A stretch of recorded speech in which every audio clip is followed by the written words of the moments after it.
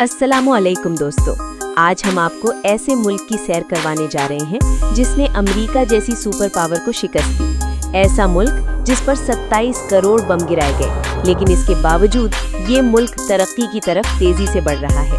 ऐसा मुल्क जहां सांप की मदद से शराब तैयार की जाती है। जी हाँ, आज हम सैर करने जा रहे हैं वियतनाम की।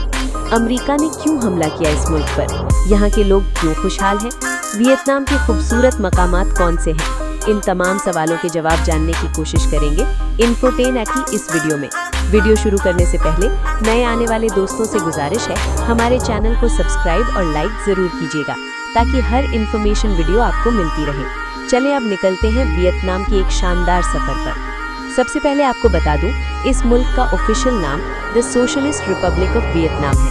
अगर इसकी रकबे की बात करें तो इसका कुल रकबा 3,31,690 मुरब्बा किलोमीटर है, जो दुनिया में 18वें नंबर पर आता है।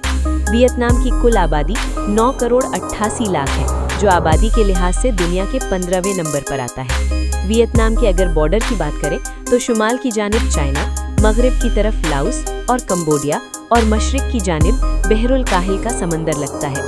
दोस्तों, क्या आप जानते हैं यहाँ के लोग बहुत ज्यादा खुशहाल हैं और इसी वजह से यहाँ की औसत उम्र 70 साल है। लेकिन खुशहाल होने की सबसे बड़ी वजह ये है कि यहाँ पर बेरोजगारी ना होने के बराबर है। एक रिपोर्ट के मुताबिक यहाँ बेरोजगारी की शरह सिर्फ 5% है। इन 95% लोग काम करते हैं और पैसा कमाते हैं। दोस्तों, वियतनाम आज आज़ादी की सांस ले रहा है और यहाँ के लोग पुरसुकून जिंदगी गुजार रहे हैं। लेकिन एक वक्त ऐसा था कि ये भी गुलाम था। इस खित्ते पर 1000 साल तक फ्रांस ने हुकूमत की, 100 साल तक चाइना काबिज रहा और इसके अलावा ये मुल्क 10 साल तक अमेरिका की भी गुलामी में रहा।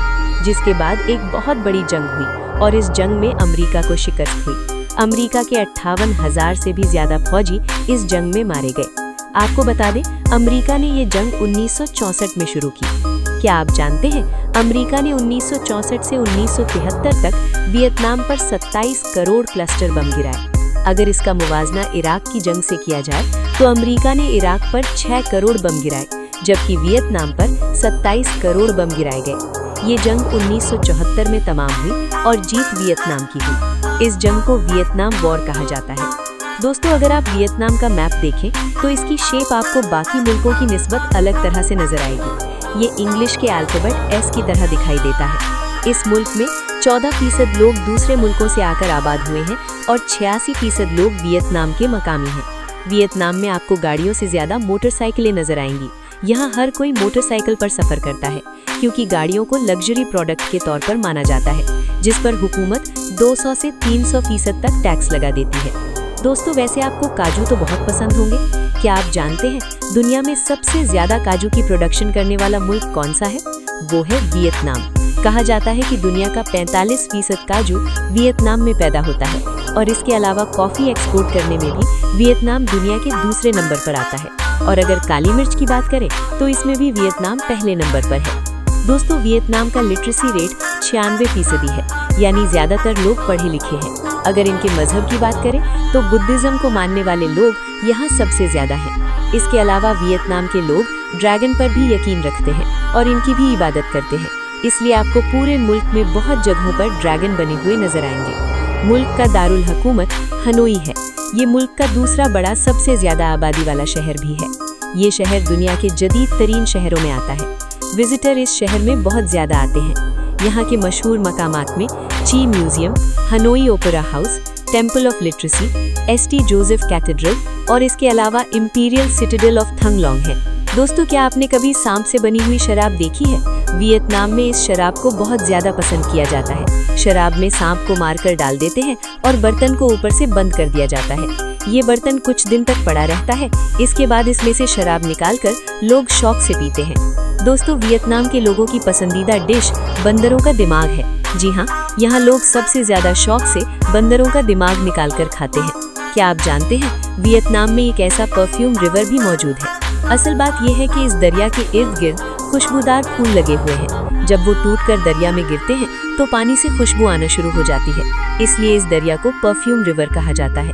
क्या आपने कभी ऐसा ब्रिज देखा है जिसे किसी देव हैकल ने पकड़ा हो? जी हाँ, वियतनाम में एक ऐसा ब्रिज भी मौजूद है जिसे विजिटर्स बहुत ज्यादा देखने आते हैं। इस ब्रिज का नज़ारा देखने लायक है और ऊंचाई भी बहुत ज्यादा है। इस ब्रिज का नाम गोल्डन हैंड ब्रिज है और इसकी ऊंचाई 1400 मीटर है। ये वियतनाम के शहर दा नांग में बनाया गया है।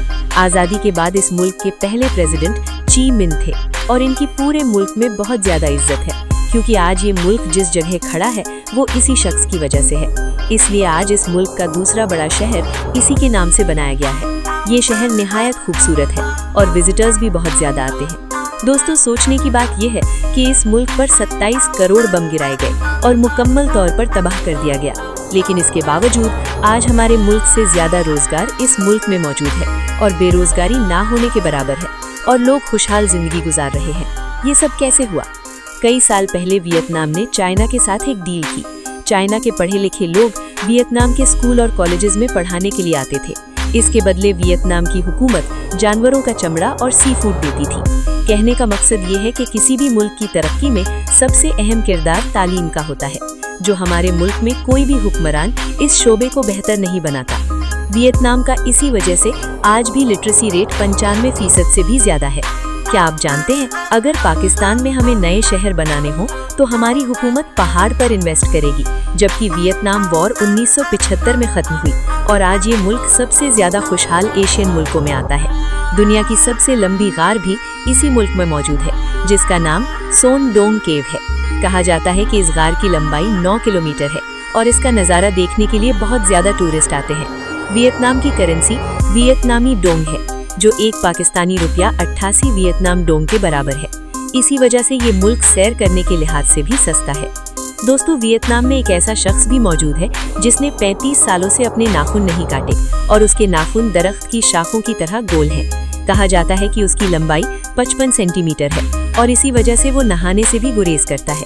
इसके बाथरूम और कपड़े तब्दील करने जैसे काम इसकी अहलिया सरंजाम देती है। दोस्तों, वियतनाम जंग कैसे शुरू हुई? दूसरी जंगे अजीम के बाद वियतनाम 2 हिस्सों में तकसीम हो गया। एक हिस्से को अमेरिका चला रहा था और दूसरे हिस्से को रशिया चला रहा था। रशिया और अमेरिका आपस में दुश्मन थे, इसी वजह से वियतनाम के भी दोनों हिस्से आपस में लड़ते रहते थे। 1965 में अमेरिका ने अपनी फौज वियतनाम में भेजना शुरू कर दी। अमेरिका ने दुनिया के सामने ये बहाना बनाया कि वियतनाम ने अमेरिका के जहाज पर हमला किया है, लेकिन ये अमेरिका की साजिश थी। अमेरिका ने झूठ का सहारा लेकर वियतनाम पर हमला कर दिया। वियतनाम ने भी पूरी तरह जवाब दिया। अमेरिका वियतनाम पर कब्जा करना चाहता था, लेकिन अमेरिका को मुंह की खानी पड़ी। 55,000 से भी ज्यादा अमेरिकी फौजी इस जंग में मारे गए और ये जंग वियतनाम ने जीत ली। दोस्तों, ये थी आज की हमारी इन्फॉर्मेशन। कैसी लगी कमेंट में जरूर बताइएगा और नए आने वाले दोस्तों से गुजारिश है, हमारे चैनल को सब्सक्राइब और लाइक जरूर कीजिएगा ताकि हर इन्फॉर्मेशन वीडियो आपको मिलती रहे। अगली वीडियो तक अल्लाह हाफिज।